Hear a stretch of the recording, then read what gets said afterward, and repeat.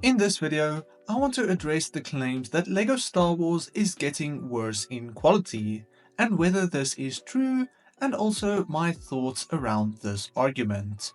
LEGO Star Wars has been around for over 25 years at this point, dating back all the way to the start of 1999. We had many different sets from several eras of LEGO Star Wars depicted through these initial years. And with the release of new movies, we got new sets as well. Later down the line, as Star Wars evolved into a multimedia franchise with several different styles of content being made, LEGO rode the trend and made some sets from most of these different parts of the Star Wars universe. Back in the 2000s, LEGO was evolving rapidly, quickly rising to become one of the most beloved and most popular toy companies worldwide, and a household term in most countries. And as Star Wars was one of the more popular franchises at the time as well, it definitely became a staple in the LEGO product line, and to this day is ever growing with no sign of slowing down. Due to this growth in popularity, with the majority of LEGO fans, young and old, invested into this LEGO theme, it was quickly evident that LEGO wanted to put as much effort as possible into these sets, providing the best possible experience to these fans with this quality product. After all, LEGO notably has the motto, "Only the best is good enough," and at the time, it really seemed like some of these earlier sets was the best we could have ever hoped for in these years. A notable standout era in the LEGO Star Wars history is around 2010 to 2013, just when LEGO's designs were starting to become better and many sets were starting to get an updated, modernized feel compared to some of the 2000 sets. In 2011, we had the Republic Frigate, a fan favorite set to this day with an incredible build, some of the best Clone Wars Clone Trooper minifigures, and an overall excellent LEGO Star Wars set that was never remade.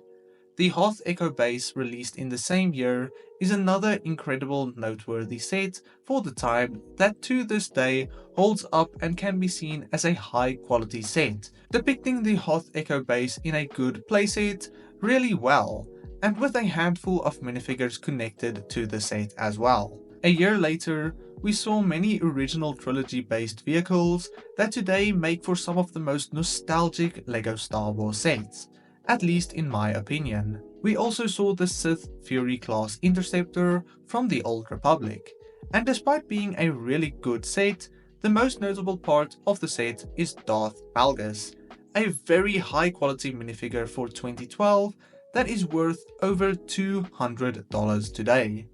In a similar sense, we saw the first and best ARC Trooper this year, a minifigure that is often seen as one of the best Clone Trooper minifigures ever made. Throughout the next few years, LEGO released so many nostalgic and iconic sets, making what many consider the golden years of LEGO Star Wars, filled with most of the best playsets of the entire theme. LEGO's build style was becoming better each year it seemed, and the minifigures included in these sets were so good, with good and iconic characters appearing in many different ways, and so many of these minifigures were never made again, despite fans pleading for new versions of them in some way. Additionally, many of these sets were mostly fairly priced, which allowed more people to get these sets they really wanted. Following these, so to say, golden years, there were some ups and downs along the line.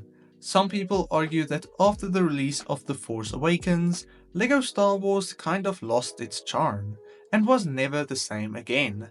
But I disagree, as I think some of the Force Awakens sets these following years were really good and some of the best sets in their time. Another thing that is often talked about is the 2018 era of LEGO Star Wars. This is considered one of the worst years in modern LEGO Star Wars, with many lackluster and forgotten sets. I really liked this year of LEGO Star Wars, however, and I think it is underrated, but I cannot argue that years like 2012 or 2014 are just so much better in almost every aspect. Now, jumping forward to 2020 and the years to follow, LEGO Star Wars is in a way getting a whole new makeover, creating truly the modern ages of LEGO Star Wars that we know and sometimes love today. We had some new types of sets releasing in this era, such as the helmet sets, some sets around the Mandalorian, and many new and remade sets all around. We saw a new resurgence of clone troopers that after season 7 of the Clone Wars became one of the most beloved things of Star Wars.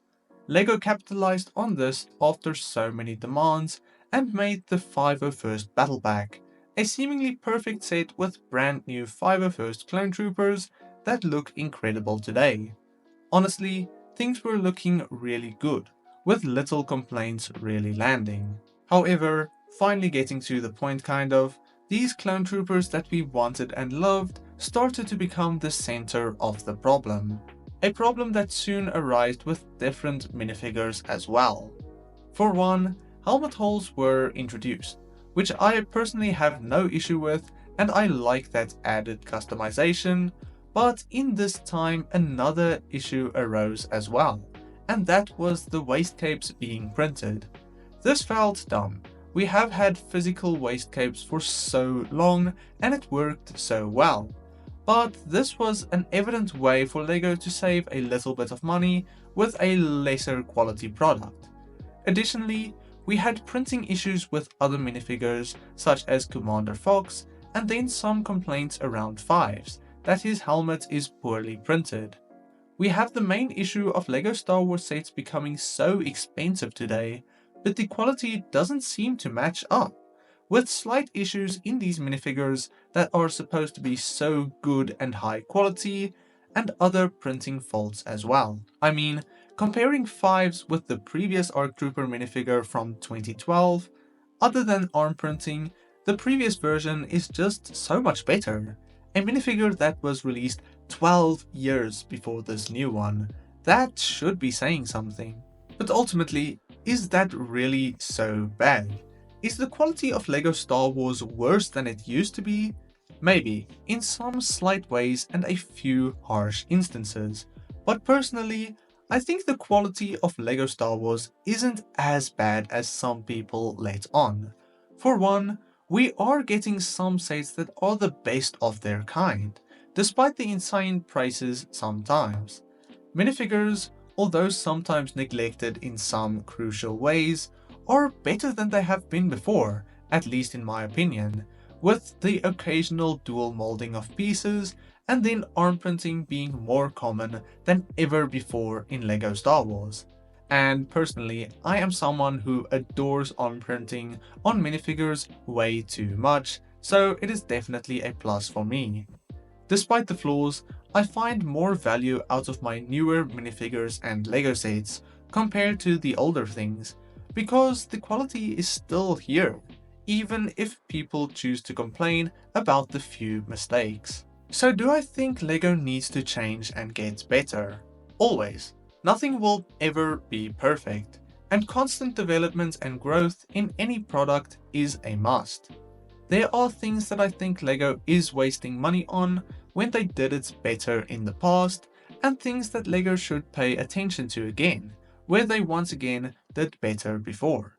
But between the constant complaining, fans should learn to enjoy these products as a whole again, because still, this is something we all know and choose to love, and can continue enjoying it for many years to come. But that is all I have to say about this, so God bless you, and cheers.